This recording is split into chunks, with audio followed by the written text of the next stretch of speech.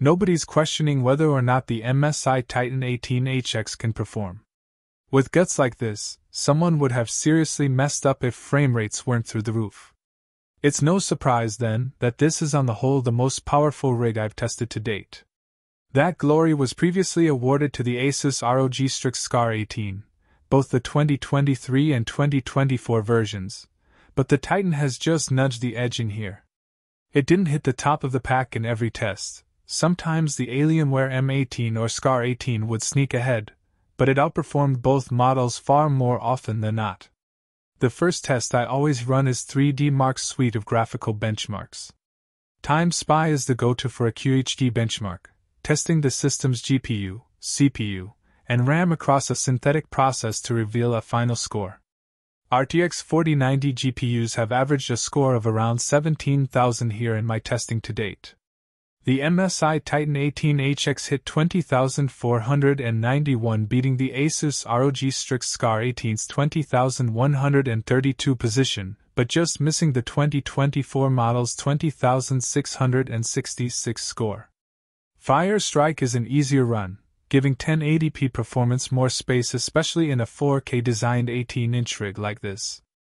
As expected, the MSI Titan 18HX posted the highest score I've seen here yet, with a 36,083 final figure dominating over the 2023 and 2024 Strix Scar 18's 34,507 and 33,092 respective results. Real-world testing in-game revealed the MSI Titan 18HX's prowess in older games like Shadow of the Tomb Raider and Total War: Three Kingdoms, where the system just managed to close out the winnings across my full 18-inch comparison suite. While the former is a relatively NVIDIA-friendly title, and generally the easiest to run of all the benchmark games, Total War can still be a slog despite its age. However, the Titan did fall on Returnal. I repeated these tests frequently, using the same parameters I always set up for laptop benchmarks, and couldn't get anywhere near other machines' results. Whether this is an issue software side, or an interaction with another function within the MSI's ecosystem remains, but it doesn't feel like a faithful representation of the power on offer here. Unfortunately, the Talos Principle 2 is a benchmark I've only just started using, and so I don't have data for the Alienware M18 or either Strix Scar model. Instead, you'll find the next best thing, a Razer Blade 16 recently tested with an RTX 4090 GPU, and an Alienware M16 R2 with an RTX 4070 for pricing scale. We've come a long way since gaming laptops first started to consider 4K resolutions. It certainly wasn't within reach back then, but it might just be now. This is the first time I've comfortably played faster titles in UHD resolution without any graphical tweaks, and not been stuck under 60 frames per second. High settings are more than runnable here, with 3-figure 4K frame rates on Shadow of the Tomb Raider and a comfortable 60-plus FPS in more demanding titles as well. Bumping things up to ultra settings did land me underneath that 60 frames per second threshold, but with the help of DLSS 3 I was able to bench 68 frames per second in the Talos Principle 3 at 4K Ultra. It might take a few workarounds, but speedy 4K gaming is a real possibility here, and that's not something I've written about a gaming laptop before. Should you buy the MSI Titan 18HX?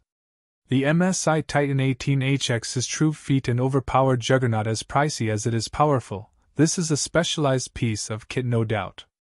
It's just not going to make sense for the vast majority of players, though. I don't know of too many people looking to drop a cool $5,000 on a gaming laptop these days, but there's one crowd that's going to go nuts for this tech. Content creators with a penchant for high-end gaming should be going all out here. This is as good as it's going to get, and if you've got the cash, I can't think of a better place to put it. For the rest of us, the MSI Titan 18HX's price point only solidifies just how good of a deal the Alienware M18 is. Of course, you're going to be dropping some frames, picking up some older ports, and that screen won't get you nearly as far, but for performance value the M18 remains my favorite 18-inch model on the market. How I tested the MSI Titan 18HX. I used the MSI Titan 18HX for all work and play over the course of 3 weeks, using the machine standalone and connected to a monitor via a dock. During that time I benchmarked across Synthetic Tests Geekbench 6, PC Mark 10, 3D Marks Time Spy, Fire Strike, and Steel Nomad, and Cinebench R24. I also took real-world benchmarks from Shadow of the Tomb Raider, Total War, Three Kingdoms, Returnal, and the Talos Principle 2 in FHD, QHD+, and UHD+ resolutions and varying graphical settings.